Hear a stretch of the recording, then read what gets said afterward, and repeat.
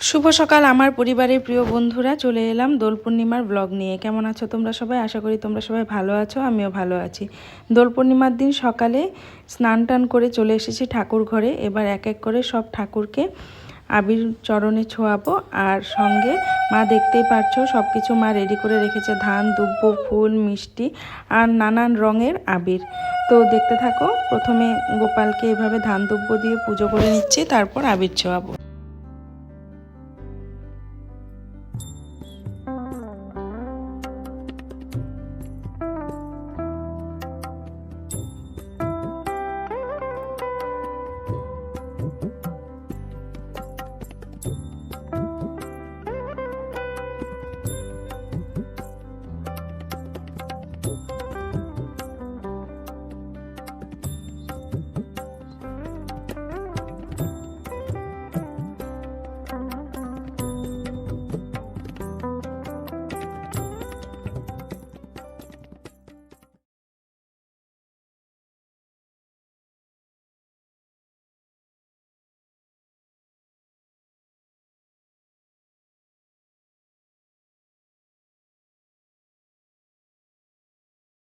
ওইদিকে মা কিন্তু ঠাকুর ঘরের সব কিছু করছে, গোপালকে ভোগ নিবেদন করা এইসব করছে। আর আমি আর কাকিমুনি এবার চলে যাচ্ছি গোবিন্দ মন্দিরে।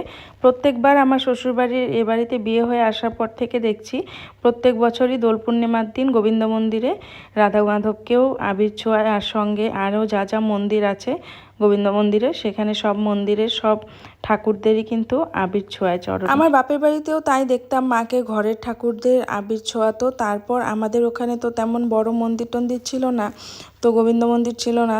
তা আমাদের ওখানে আছে নামঘর হত্র, তো সেই হত্রতে গিয়ে মাকে দেখতাম আবির ছোঁয়াতো কৈলা বাবার চরণে। তো যারা আমার ব্লগ দেখো তারা নিশ্চয়ই জানতেই পারবে, আগের থেকে যারা দেখছো তারা জানবে যে আমি কি হত্রর কথা বলছি আর কৈলা বাবা কে। তো সব কিছুই হলো আমার আগের ব্লগে বলা আছে। কৈলা বাবা হচ্ছে শ্রীকৃষ্ণেরই আরেক রূপ, যেই রূপে সে নামঘরে বরপেটা টাউনে একটা নামঘর হত্র বা মন্দিরই বলতে পারো, সেখানে প্রতিষ্ঠিত আছে। মন্দির প্রাঙ্গণে প্রত্যেকবারই রাধা মাধবকে এইভাবে সুন্দর করে ডেকোরেশন করে দোলনায় বসিয়ে এখানে বসানো হয়, যাতে সবাই এখানেই আবির ছোঁয়াতে পারে। তো এবছরও তেমনটাই করেছে, দেখতেই পাচ্ছ তোমরা। এবার আমরাও আবির ছোঁয়াবো চরণে।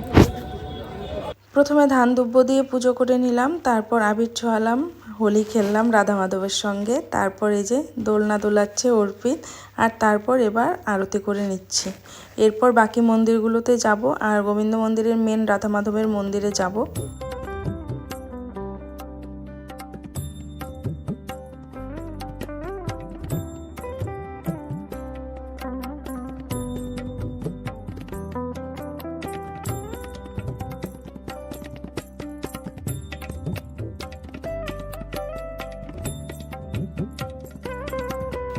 চলে এলাম মেন মন্দিরে। রাধা মাধবকে কি সুন্দর লাগছে, তোমরা তো দেখতেই পারলে। আর দেখো এখানে একটা নির্দিষ্ট জায়গা করা আছে যেখানে সবাই আবির দিচ্ছে। তো আমাকে আর কাকিমণিকে আবির দেওয়া দেখে কিয়ানো দৌড়ে এলো, ও দিবে। তো দিল, আর এবার আমরা একটু মন্দির পরিক্রমা করব প্রণাম করে।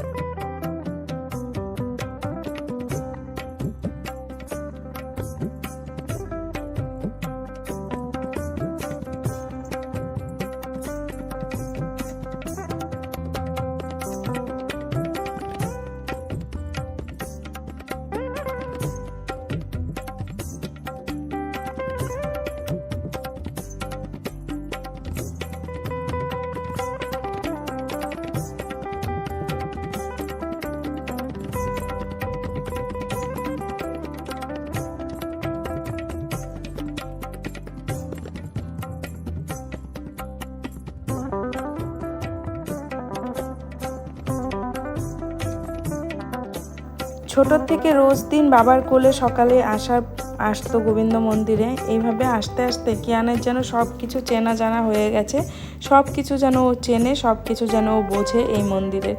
তো এমন একটা ভাব নিয়ে আছে। তারপর চলে এলাম মা কালীর মন্দিরে। আমরা যা যা করেছি কিয়ানো তাই তাই করলো আমাদের সঙ্গে। যা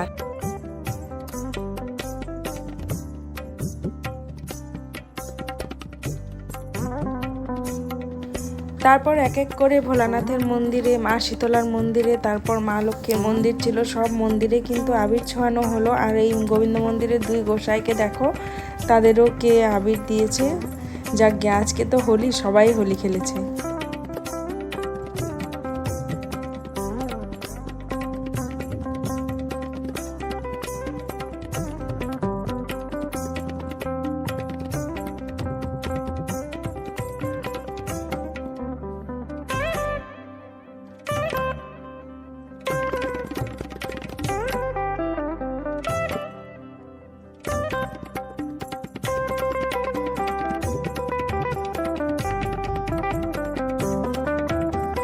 মেন রাস্তার উল্টো দিকে হচ্ছে বাবার বন্ধুর দোকান। তো যেতে যেতে জেঠুকেও সবাই মিলে রং মাখালো।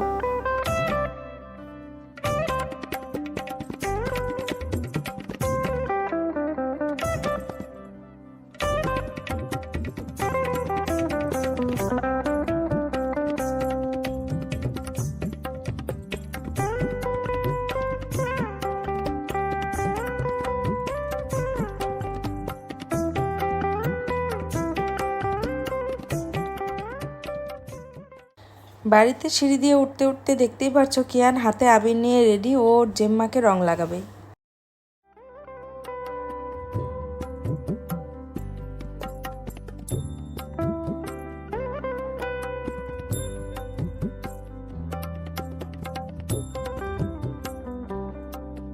যত রং খেলা মনে হচ্ছিল যে এই বাচ্চা দুটোরই লেগেছে, কারণ কেউ দিক না দিক ও নিজেই নিজেকে লাগাচ্ছিল। তো তারপর আবার মাসিকে পেলো, তো মাসিকেও ছাড়লো না, মাসিকেও দেখো আবির লাগিয়ে দিচ্ছে, আর মাসিও খুব খুশি। আর তারপর আবার এক এক করে সবাইকে আবির পরানো হচ্ছে, আবির ছোঁয়ানো হচ্ছে। তো বাবাকে আবির ছুঁয়ে দিলাম, আর তারপর প্রণাম করে নিচ্ছি সবাইকে। আর তারপর কিয়ানকে মা রং মাখাতে এসেছে, আর ও মাকে ডিরেকশন দিচ্ছে, মা কোথায় কোথায় ওকে রং মাখিয়ে দিবে।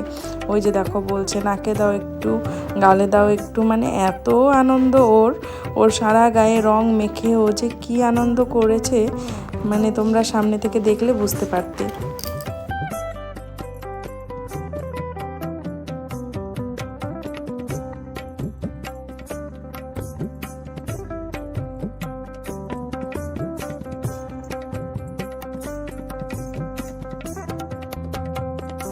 তারপর কাকু এসেছে, আর কাকুর উপরে অত্যাচার চলছে, দেখতেই পাচ্ছ। কাকুর শার্টে দেখো কিয়ানের দুটো হাতের ছাপ বসিয়ে দিয়েছে।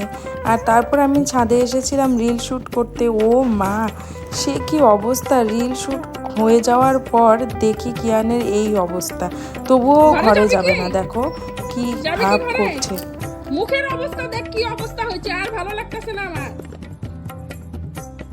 চল আবার কালকে পিস কেটে দিয়ে কালকে খেলবি, চল। আর তারপর মিস্টার সাহা রং টং আবির টাবির নিয়ে এলো বাচ্চাদের জন্য, আর তারপর মা মিস্টার সাহাকে রং মাখালো, মিস্টার সাহা মাকে, আর তারপর বাবাই মিস্টার সাহাকে, মিস্টার সাহা বাবাইকে। এই চললো আমাদের আজকে সারাদিনটা, এই আবির আবির আর রং নিয়ে কেটে গেল।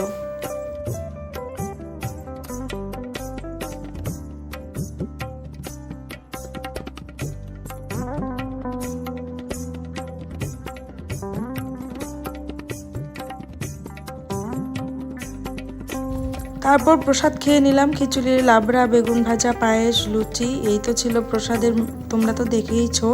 তারপর রান্নাবান্না করতে চলে এলাম। রান্নাবান্না তো করতেই হবে, তো সিম্পল রান্নাবান্না করেছি, ডাল, একটা তরকারি আর বেগুন ভাজা। আজকের ব্লগটা এখানেই এন্ড করছি, আবার আসবো। হোলির আরও 2টো ব্লগ আপলোড হবে, তোমরা দেখতে থাকো, আশা করি তোমাদের ভালো লাগবে। আজকের জন্য টাটা, সবাই ভালো থেকো, সুস্থ থেকো।